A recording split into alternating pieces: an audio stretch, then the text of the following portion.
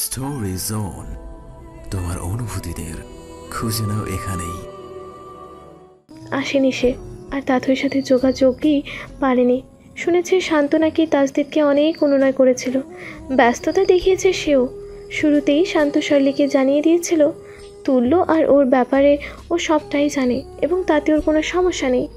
স্বামী হিসেবে সব রকমের দায়িত্ব পালন করেছে শান্ত। শার্লির ইচ্ছা ছিল ফ্যাশন ডিজাইনিংয়ের, শান্ত সেখানেও ওর পাশে ছিল। শার্লির গ্লানি বোধ ছিল, তাই একসময় এসে ও চায়নি শান্ত তার স্বামীর অধিকার থেকে বঞ্চিত হোক, ওর গ্লানি আরও বাড়ুক। শান্তর পাশে থাকার শার্লি নিজের সাথে অদৃশ্য যুদ্ধ জয়, এই দুইয়ের পরিমাণই আজ এই সাজানো গোছানো সংসার। শার্লি আর ঘুরে তাকায়নি, তাকাতে চায় না। যার জীবন স্বয়ং ওপরওয়ালা এত যত্নে গুছিয়েছে, তার কোনো অন্যত্র তাকাতে হবে? ব্যাস, আফসোস এক জায়গাতেই, ওর জীবনের তাথই নেই, কারো জীবনেই তাথই নেই। ডোরবেলের আওয়াজ শুনে ধ্যান ভাঙে শার্লির, চোখের কোণা মুছল ও। শান্তকে ছেড়ে নাক টানল, হয়তো কাঁদছিল ও। শার্লি ওর চোখ মুছে দিতে গেলে শান্ত নিজেই হাতের পিঠে চোখ মুছতে মুছতে বলল, দুটো ওয়াল পেন্টিং অর্ডার করেছিলাম, ওইটাই কিনা দেখো তো। শার্লি বুঝলো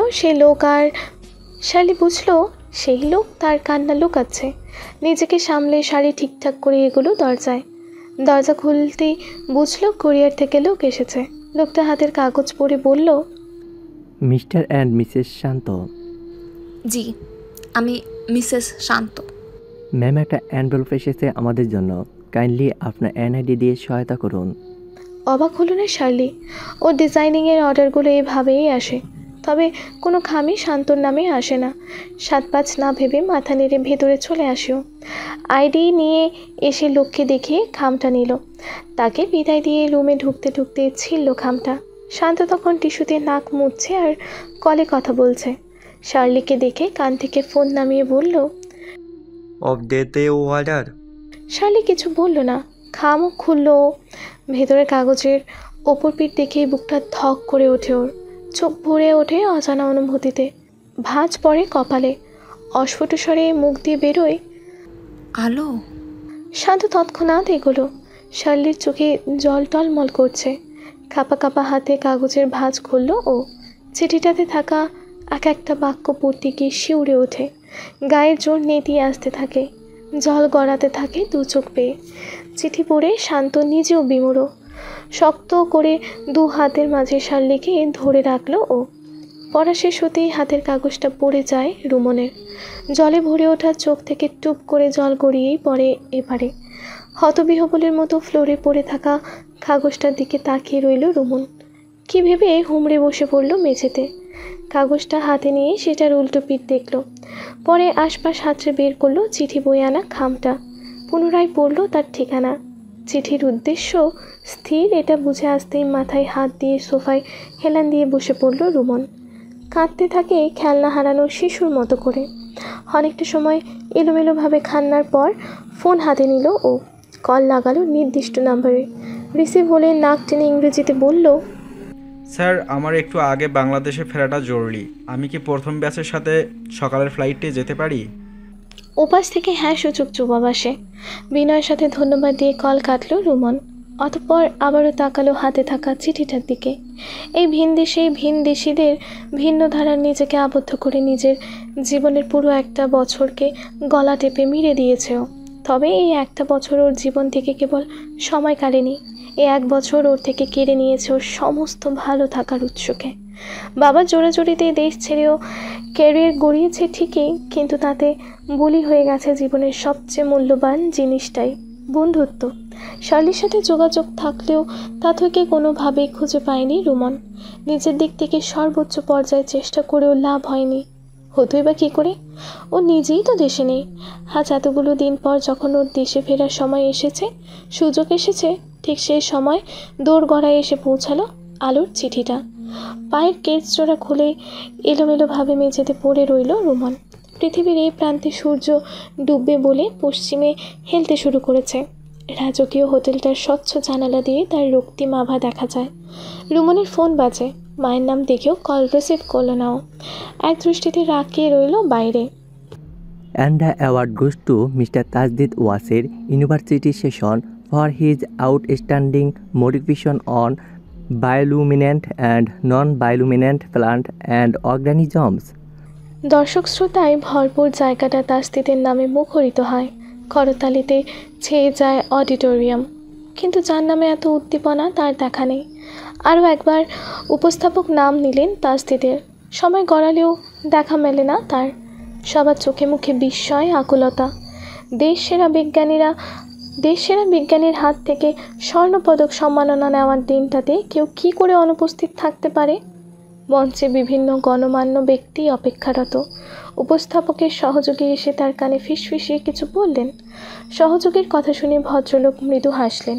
পুনরায় মাইকের সামনে দাঁড়িয়ে বললেন, sorry, I had a mistake.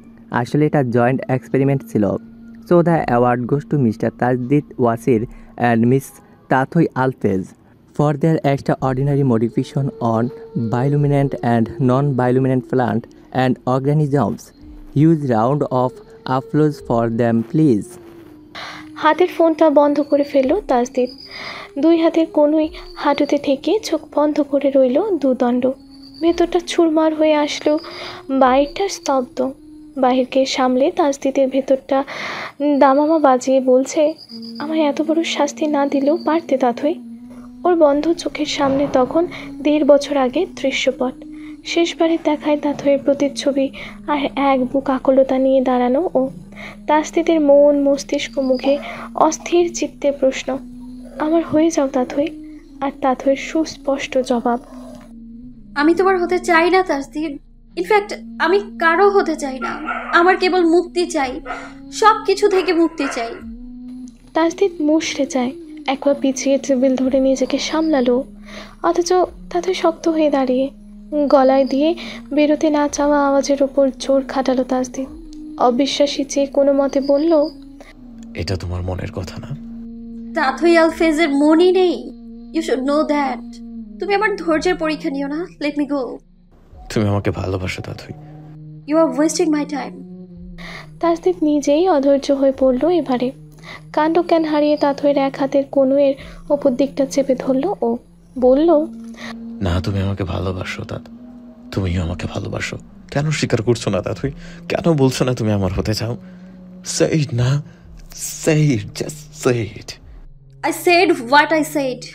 আর তোমার এইসব ভালোবাসাবাসি ন্যাকামো আমার সহ্য লাগছে না, অসহ্য লাগছে, আমার বিরক্ত লাগছে তাসদিদ। এইসব শেষ করো অ্যান্ড লেট মি গো। এখানে বসে বসে তোমার প্রেম নিবেদন শোনার সময় নেই আমার।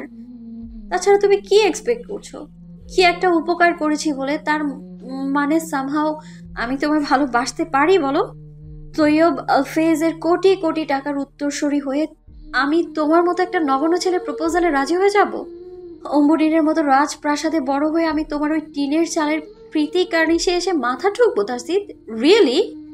হাত ছাড়িয়ে নেয় তাথই। তাসদিদ বিমূঢ় হয়ে পড়ে। উদ্ভ্রান্তের মতো নিচে এদিক ওদিক যায়। কয়েক মুহূর্ত সময় নিয়ে দম নেয় একটা। অতঃপর চোয়াল শক্ত করে এগিয়ে যায় দরজার দিকে।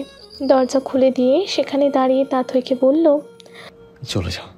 দ্বিতীয়বার তাজদিদ ওয়াসির নামক এই নগণ্য মানবের তোমার মুখোমুখি হবে না তাথই আলফেজ। ওর ভালোবাসা ভাসিয়ে শুনে বিরক্ত হতে হবে না তোমাকে, নাইবা টিনের চালের এই প্রীতি কার্নিশকে কখনো স্মরণ করতে হবে। তুমি বরং নিজের রাজপ্রাসাদে ফিরে যাও। দোয়া করি সর্বাবস্থায় ভালো থাকো, সব চাওয়া পেয়ে সুখী হও। প্রত্যুত্তরে আর টু শব্দটাও করেনি তাথই। ঝড় রাতের আধার উভয়ে কেটে যাওয়ায় অসুস্থ শরীর নিয়ে তৎক্ষণাৎ বেরিয়ে যায় ল্যাব থেকে, নীরবে নিভৃতে। কল বাজতেই চোখ মেলল তাসদিদ। নাম্বার দেখে কল রিসিভ করলো। করিডোরে দাঁড়িয়ে কথা বলা শেষ করলো ও। এরই মাঝে কানে আসে, কংগ্রাচুলেশন স্যার। তাসদিদ পেছন ফিরল। খয়েরি রঙের লম্বা টি শার্ট জিন্স পরিহিত এক রমণী হাতে একটা লাল গোলাপ নিয়ে হাসি মুখে দাঁড়ানো। তাসদিদ মোবাইল স্ক্রলিংয়ে চোখ রেখে বলল, ল্যাব ওয়ার্ক মিটেছে? অনেক ভালোভাবে দেশের এমন নামকরা বিজ্ঞানী, মেডেলিস্ট যাকে বলে, সে আমাকে ল্যাব ওয়ার্কে হেল্প করবে আর তা মিটবে না, তা কী করে হয় বলুন? We got the result. Tasdid কিছু বলল না। মেয়েটা কিছুক্ষণ চুপচাপ দেখলো এই কোন দিক না তাকানো মানুষটার দিকে। ওর চোখ জুড়ে তৃষ্ণা। তাসদিদের চোখের পাল্টা চাউনি না পেয়ে হয়তো মনে মনে হতাশ হলো মেয়েটা। হাতের ফুলটা এগিয়ে দিয়ে বলল, ফুলটা নেবেন না? তাসদিদ একবার ফুলটা দেখে ওর দিকে তাকালো। কিছু বলার আগেই ভিডিও কল আসে তাসদিদের ফোনে। জোরপূর্বক ঠোঁটে হাসি ফোটায় ও। ওর হাসিতে মেয়েটা এক দফা শীতল হাওয়া অনুভব করে যেন। সাথে অবাকও হলো, লোকমুখে কত শুনেছে এই মানুষটার মতো হাসি খুশি মানুষ নাকি আর দুটো নেই। অথচ এখানে আসার পর একদিনের জন্য তাসদিদকে হাসতে দেখেনিও। কাজ আর পড়ার বাইরে একটা কথাও বলে না সে কারোর সাথে। আজকে সম্মাননা পাওয়ার অনুষ্ঠানে অবধি যায়নি সে। সেই তাসদিদ হাসছে দেখে কলদাতাকে জানার আগ্রহ জন্মে ওর মনে। তাসদিদ কল রিসিভ করতেই ফোনের স্ক্রিনে ভেসে ওঠে এক ফুটফুটে চেহারা। তাসদিদ মেয়েটাকে আদুরে গলায় বলল, এই তো আমি মা, কাঁদছো কেন তুমি? আমি আছি তো। বাবাই 5 মিনিটের জন্য, বাবা 5 মিনিটের মধ্যে প্রীতি গার্নিশ চলে আসবে, এসে এতগুলো হামি দেবে তোমাকে, আর তুমি কান্না করবে না। ওকে ওকে। আরও অনেক আদুরে কথায় কথা শেষ করে তাসদিদ। ওর দিকে বড় বড় চোখে চেয়ে রয় মেয়েটা। নিজের এত বড় অসচেতনতা মানতে চায় না ও। সে প্রশ্নগুলো নিয়ে ঠায় রয়, যেগুলো হয়তো ওর আগে জানার চেষ্টা করা উচিত ছিল। তাসদিদ বিবাহিত? ওই গহীন চোখ চোরার অধিকারীর ওপর অন্য কারো অধিকার আছে? তবে এতগুলো দিন হলো ও যার লোভ করে চলেছে সে সুপুরুষ অন্য নারীর আচ্ছাদন। হে কথাগুলো কী করে জানলো না ও? কী করে তাসদিদের নামে এতটাই মত্ত হয়ে গেল যে ওর নাম অন্য কোনো নারীর উপনাম কিনা তা জানতে চাওয়াটাই ভুলে গেল ও। এখন অনুভূতির সাগরে এত দূর এসে কুল কিনারা হারিয়ে এই নির্মম সত্য শুনতে হবে ওকে। মেয়েটার মন মানতে চায় না। অস্থির চিত্তে ও তাসদিদকে প্রশ্ন করে বসে, বাচ্চাটা কি স্যার? ফোন পকেটে পড়ে তাসদিদ সহজাত ভঙ্গিতে জবাব দেয়, আমার মেয়ে। ইউনিকেয়ার শহরের উন্নত মানের সেবা প্রদানকারী হাসপাতালগুলোর একটি এটি। সিএনজি থেকে দ্রুততার সাথে নেমে সোজা রিসেপশনে গেল শান্ত শার্লি। রিসেপশনিস্ট কেবিন নাম্বার বলতেই শার্লি শাড়ির কুচি ধরে ছুট লাগালো। শান্তর জন্য এক দণ্ড অপেক্ষাও করলো না। সাবধানে কথাটা ঠোঁটেই আটকে রইল শান্তর। অন্তঃসত্ত্বা স্ত্রীকে এটুকু বলতে চেয়েও বলার সুযোগ পেল না ও। পা বাড়ালো শার্লির পেছন পেছন। লিফট 4 তলায় থামতেই অস্থিরতা নিয়ে এদিক ওদিক তাকাতে থাকে শার্লি। তখনই চোখে পড়ে করিডোরে বসে থাকা আলোকে।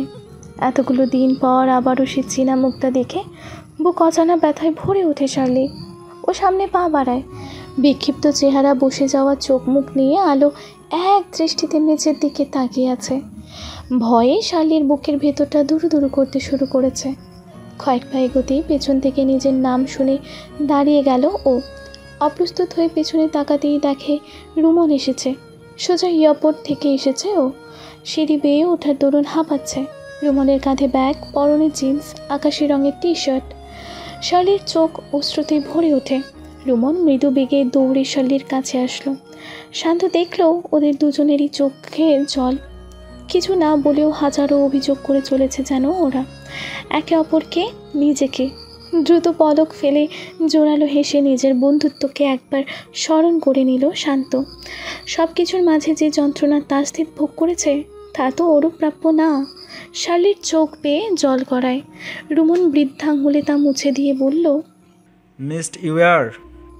কান্না করে ফেলল শার্লি। রুমন শান্তর দিকে তাকিয়ে বলল, ভালো আছেন? শান্ত জবাব দেওয়ার মতো কিছু পেল না। নাক টেনে রুমন শার্লিকে এগোতে বলল। আলো তখনও সেইভাবেই নিথর হয়ে বসে। ওকে দেখে শার্লির গলা রুদ্ধ হয়ে আসে। কিচ্ছুটি বলতে পারল না ও। রুমন ডাক লাগালো আলোকে। আলো সাড়া দিল না।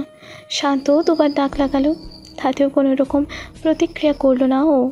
এর মাঝে কিছু কাগজপত্র হাতে তৈয়ব আলফেজ আসলেন সেখানে। তাকে দেখে প্রসারিত চোখে চাইল শার্লি। সবসময় রাজকীয় ভাবসম্পন্ন মানুষটার মাঝে আজ কোনো রকমের আভিজাত্য নেই। সবসময় স্যুট বুটে থাকা মানুষটার পরনে আজ মলিন সাদা পায়জামা পাঞ্জাবি। শার্লি রুমন শান্তকে দেখে দৃষ্টি সরালেন তৈয়ব আলফেজ। অন্যদিকে তাকিয়ে থেকে বললেন, ওকে ডেকে লাভ নেই, গত 2 দিন হলো ওভাবেই আছে ও, কারো কথাতে রেসপন্স করছে না। হ্যালো ডিয়ার লিসেনার্স, আপনারা শুনছেন স্টোরিজ অন প্রেজেন্স ধারাবাহিক পর্ব গল্প। আমাদের সামগ্রিক প্রচেষ্টাকে উৎসাহিত করতে লাইক অ্যান্ড কমেন্ট করতে ভুলবেন না। Thank you. শার্লি শান্তর শার্টের হাতা খামচে ধরল। রুমন দেখল তৈয়ব আলফেজের পেছন থেকে আরও একজন আসছে। চেহারা দৃষ্টিগোচর হতেই প্রসারিত হয় ওর চোখ। হালকা বেগুনি রঙের ইন করা শার্ট, কালো প্যান্ট, পুরোপুরি ফর্মাল পোশাকের সে মানবার কেউ নয় তাসদিদ। কোলে ফুটফুটে একটা বাচ্চা মেয়ে, সাথে টিটুও আছে। তাসদিদকে যেন চেনা যায় না। তার আগের মতো হাসি খুশি মুখটা আর নেই। চেহারার সাথে সামঞ্জস্যপূর্ণ আগের সুদর্শন শব্দটা এখন বিধ্বস্ত শব্দে বদলি হয়ে গেছে যেন। রুমনের ভেতরে গ্লানি বোধ হয়। তাসদিদের এমন অবস্থার জন্য কি দায়ী নয়? তাথই যে তাসদিদকে কতটা ভালোবাসে ও হারিয়ে যাওয়ার পর আক্রোশে তাসদিদকে সেটা বলেছিল রুমন। অথচ 1.5 বছর আগে সে রাতে তাসদিদ যখন তাথইয়ের খোঁজ চেয়েছিল তখন বলেনি। ওর কি তখন বলে দেওয়া উচিত ছিল না? কেন বলেনি ও? তাথই তামজিদকে ভাবি রাখতে নিষেধ করেছিল বলে? যে তাথই কিনা তাসদিদ নামে পাগল ছিল, তার এইটুকু শুনে ও কী করে ধরে নিল তাথই হয়তো চাইছে না তাসদিদের দিকে এগোতে? এত বড় ভুলটা কী করে করলো ও? কী করে?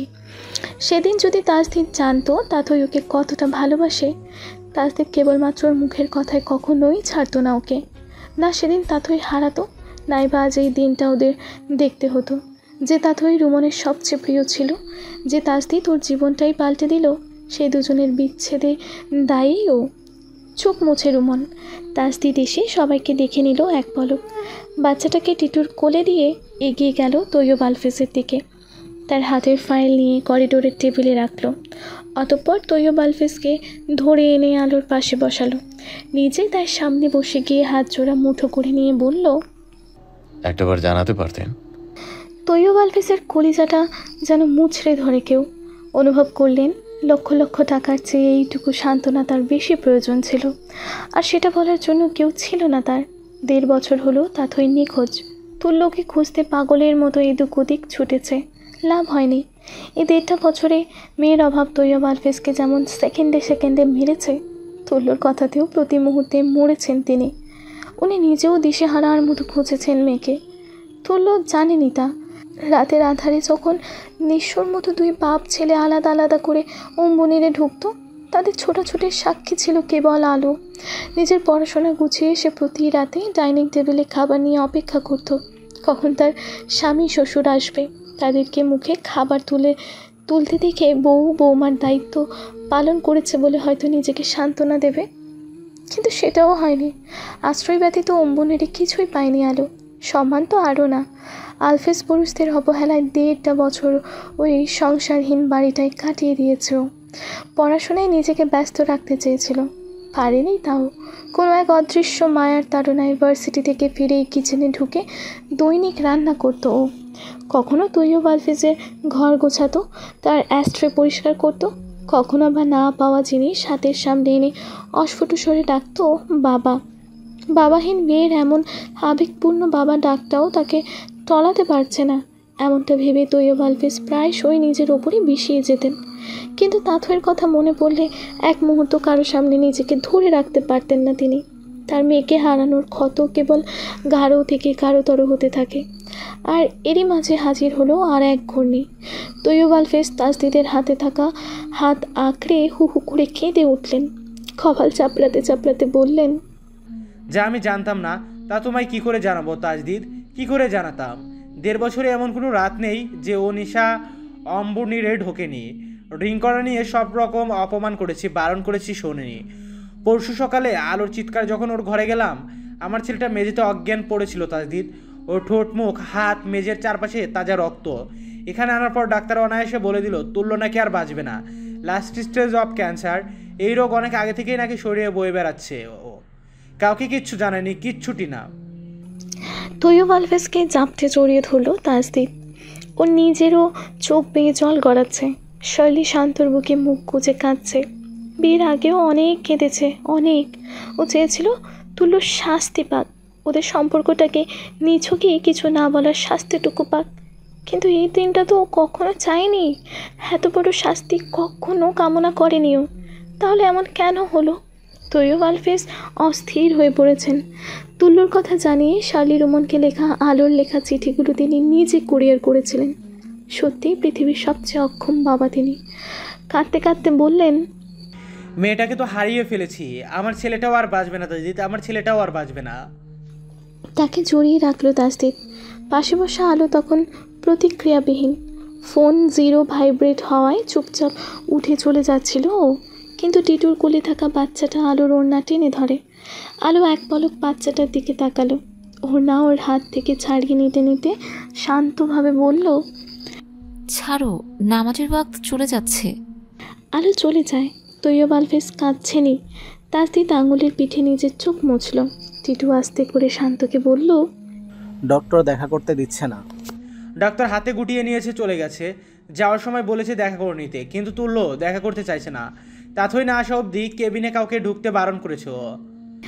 তৈয়ব আলফেজ জবাব দিলেন। তাথইয়ের নাম শুনতেই তাজদিদের বুক জুড়ে আর এক যন্ত্রণা হানা দেয়। নিজের অজান্তে ও তাথইকে ভালোবেসেছিল, অথচ সেই তাথই ওকে ভালোবাসে। ওর অজান্তে কে কী করেছে তা জানতে দেরি হয়ে গেছে ওর। এতটাই দেরি যে ততদিনে অলোকচুম্বী প্রেম, আকাশ ছোঁয়া অভিমান, অভিযোগে ভরে উঠেছে। তাথই সব কিছু থেকে সরিয়ে নিয়েছে নিজেকে, ভালোবাসার মানুষগুলোর থেকে সরে গেছে। দাঁতে দাঁত চেপে যায় তাজদিদের। নিজেকে মনে হয় পৃথিবীর সবচেয়ে অসহায় মানুষটা, যে কিনা এক আকাশ ভালোবাসা পেয়েও পায়নি।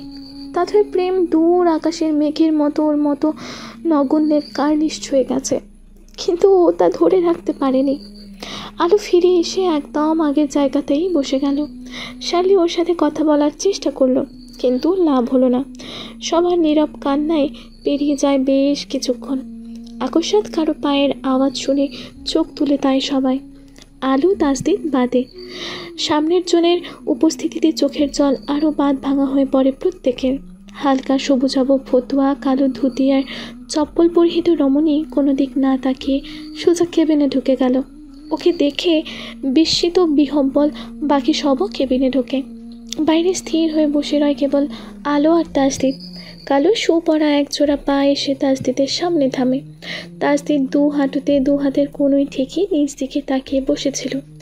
সামনের জনের চেহারার দিকে না তাকিয়েই বলল, থ্যাংক ইউ। যদি আমার বন্ধুত্বের দায় পালন করে থাকিস সেজন্যেও, যদি ওর প্রেমিকের দায় পালন করে থাকিস সেজন্যেও। তাথই বুকে দু হাত গুজে জল ভরা চোখে বিছানা বরাবর দাঁড়িয়ে আছে। কেবিনের এক পাশে রুমন, টিটু, শান্ত, শার্লি আর তৈয়ব আলফেজ দাঁড়ানো। তাদের সবার চোখে জল। 1.5 বছর পর তাথইকে দেখছে ওরা, অথচ খুশি হতে পারছেন না। তাথই ফিরেছে ঠিকই, কিন্তু এমন এক সময় ফিরেছে যখন ওরই ভাই মৃত্যুশয্যায়। কেবিনের সবাই আগে তাথইকে আপাদমস্তক দেখল। তাথই আর তাথই নেই, শুকিয়ে হাড়টিসার হয়ে গেছে সে। কোমরের চুলগুলো কাঁধে চলে এসেছে। শরীর দৃশ্যমান সব জায়গায় অযত্নের প্রমাণ। অন্যদিকে তুল্য বেডে আধা শোয়া হয়ে বসে হাসছে সে। চোখের নিচে কালি, হাতে পায়ে কালশিটে ভাব, সিগারেট পুড়ে কালচে হয়ে ওঠা ঠোঁট, এলোমেলো চুল, সব মিলিয়ে এক অন্য তুল্য আলফেজ না। হাসপাতালের বেডে থাকা কোনো মানুষ এমন হাসতে জানা ছিল না রুমনের। তুল্য 2 কামড় খাওয়া হাতের আপেলটা বেডের পাশের দিকে রাখলো। তেমনি হাসতে হাসতে তাথইকে বিছানা দেখিয়ে বলল, আয় এদিকে বস। দাঁতে দাঁত চেপে শক্ত হয়ে দাঁড়িয়ে রইল তাথই।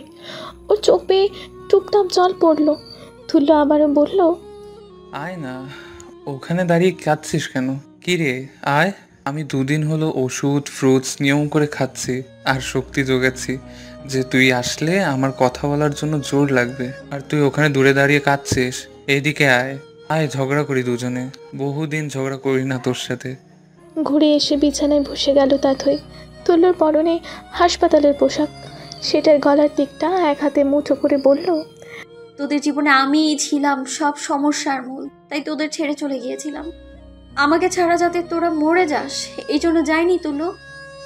1.5 বছর তোকে ছাড়া আমি আছি বলে মরে যাচ্ছি, সেটা তোকে কে বললো? লার্জ টাইম নেশার সঙ্গে জড়িয়ে আছি বলে মরে যাচ্ছি ডাফার।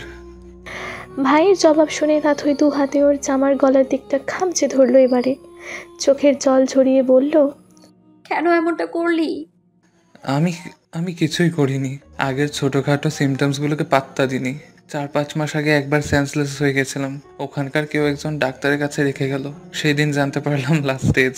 তখন আর কি চিকিৎসা করতাম, মনে পড়লো এইটুকু জীবন দশায় যা যা পাপ করেছি সৃষ্টিকর্তা তার ফলই দিয়ে দিল। ব্যাস, আর ভাবিনি এ নিয়ে।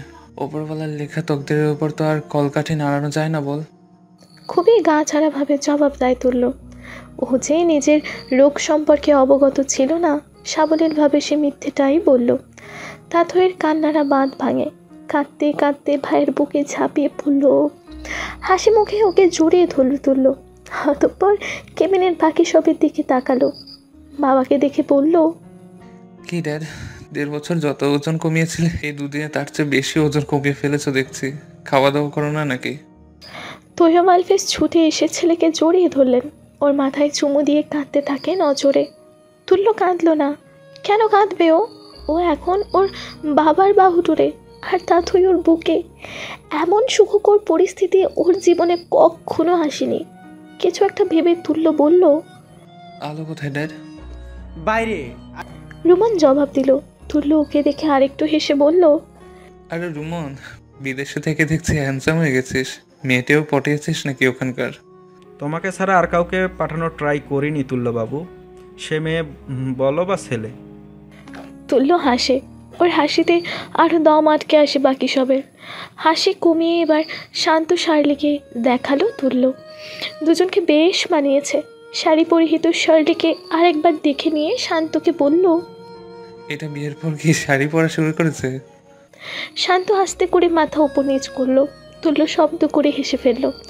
শার্লিকে উদ্দেশ্য করে বলল, কি রে বাঙালি বধূ, পড়াশোনা শেষ করে যে উবে গেলি? তোকে শান্ত ভাই বিয়ে না করলে কি উপায়টা হতো বল? শার্লি জবাব দিল না, চেয়ে রইল তুল্যর দিকে। তুল্য শুকনো ঢোক গিলল। আবারও জোরপূর্বক হেসে বলল, কি রে, আগে তো মুখে খই ফুটতো, এখন কথা নেই কেন? বিয়ের পর কি কথা বলতে ভুলে গেছিস নাকি? I am sorry. অস্ফুট স্বরে বলল শার্লি। তুল্য হো হো করে হেসে উঠল। শার্লি হয়তো আরও কিছু বলতে চাইছিল, কিন্তু সুযোগ পেল না। তুল্য দিল না সুযোগ। ও চায় না অন্য কারো ঘরণীয়া চোখে নিয়ে এমন টান দেখাক যাতে তাদের সংসারে খারাপ প্রভাব পড়ে। তুল্য বাবার বুক থেকে মাথা সরিয়ে বলল, ড্যাড, তাজদিদ ভাই। তাথই তুল্যর বুকে পড়ে থেকে কাঁদছিল। তাসদিদের নাম শুনে ভাইয়ের জামা পুনরায় খামচে ধরল ও। তৈয়ব আলফেজ বললেন, আছে বাইরে। আলোকেও ডাকো। রুমন বেরিয়ে এসে তাসদিদকে ডাকলো। তাসদিদ বসা থেকে উঠে দাঁড়ালো। আলোকে বলল। আলো এতক্ষণে চোখ তুলে তাকায়। অস্থিতিশীলভাবে ভেতরে ঢুকে এক কোণে দাঁড়িয়ে যায় ও। তাসদিদ ভেতরে আসতেই টিটুর কোলে থাকা বাচ্চাটা ওর কোলে আসার জন্য ব্যস্ত হয়ে পড়ল। তাসদিদ আগে কোলে নিল মেয়েকে। দেখলো তাথই তুল্যর বুকে পড়ে আছে। তাসদিদকে দেখে তুল্য একটা দম নিল। ইশারা করলো বিছানার অপর পাশে এগোতে। তাসদিদও করলো তাই। তাথইয়ের কোনো হেলদোল নেই। তুল্য বোনের গায়ে হাত বোলাতে বোলাতে তাসদিদকে বলল, প্রতিটা মেয়ের জীবনের সুখের পেছনে 3 পুরুষের ভূমিকা থাকে, বাবা, ভাই, বর। বাবা ভাই থাকা সত্ত্বেও আমার বোনটা কোনো কালে সুখে ছিল না তাজদিদ ভাই। এখন সামনে আমি থাকবো না, ড্যাডের উপর আমার ভরসা নেই। তাথইয়ের সুখের দায়ভার আমি কাকে দিয়ে যাই বলুন? ভাইয়ের বুকে মুখ গুছে তাথই শক্ত হয়ে রইল। তুল্যকে কিছু বলা থেকে নিজেকে দমালো। তাসদিদ জবাব দিল, অসুখে তো আমি নিজেও তুলল, এই দায় নেওয়ার ক্ষমতা হয়তো আমার নাই। তুল্য নিঃশব্দে হাসলো। নড়ে চড়ে বসে তাথইকে বলল, এই ছাড় তো, কান্না করার জন্য অন্য কারোর বুক খুঁজে নে যা। তাথই যেন কিছুই শুনল না। আরো বেশি করে আঁকড়ে ধরল তুল্যকে। তুল্য তাসদিদের দিকে তাকিয়ে বলল, আমার আলোর সাথে কথা আছে, কিন্তু এটাকে বুকে রাখতে অস্বস্তি লাগছে, কথা বলতে পারছি না। আপনি বরং শেষবারের মতন আমার একটা উপকার করুন তাজদিদ ভাই, ওকে কান্না করার জন্য একটু নিজের বুকটা দিয়ে দিন প্লিজ, প্লিজ। ভাইয়ের কথা শুনে তাথই বিমূঢ় হয়ে মাথা তুলে তাকালো। তাসদিদ উঠে এসে বাচ্চাটাকে টিটুর কোলে দিল আবারও। হাতে দুটো গোলাকার খেলনা দিয়ে বলল, বাবা এখানেই আছে। মেয়েটা আর বায়না করলো না। বাধ্য সন্তানের মতো টিটুর কোলে খেলনা দুটো দেখতে ব্যস্ত হয়ে পড়ল। তাথইর কানে গেল সবটাই। আকস্মাৎ তাসদিদ এসে হাত চেপে ধরল ওর। গায়ের জোর খাটিয়ে ওকে তুলে দাঁড় করালো। তাথইকে কিছু বলার সুযোগও দিল না। তাসদিদ এক হাতে ওকে জড়িয়ে আরেক হাতে ওর মাথা চেপে ধরলো নিজের প্রশস্ত বুকের মাঝখানটায়। শক্ত কণ্ঠে বলল, কান্না করো, অ্যাটলিস্ট যতক্ষণ তুল্য চাইছে। দ্বিতীয় বাক্যটা আস্তে করে বলেছে তাসদিদ। তাথই আরও জোরে কেঁদে উঠল। ও তাসদিদের বুক ঠেলছে, ছাড় চাইছে কিন্তু পারছে না। তাসদিদের জোরালো বাঁধনের কাছে ওর ছোট্ট দেহটা খাঁচায় থাকা কোনো বন্দিনীর মতোই। তুল্য মুচকে হাসলো, অতঃপর ঘাড় কাত করে তাকালো সর্বপেছনে দাঁড়ানো আলোর দিকে। ডাক লাগালো, আলো। স্টোরি জোন, তোমার অনুভূতিদের খুঁজে নাও এখানেই।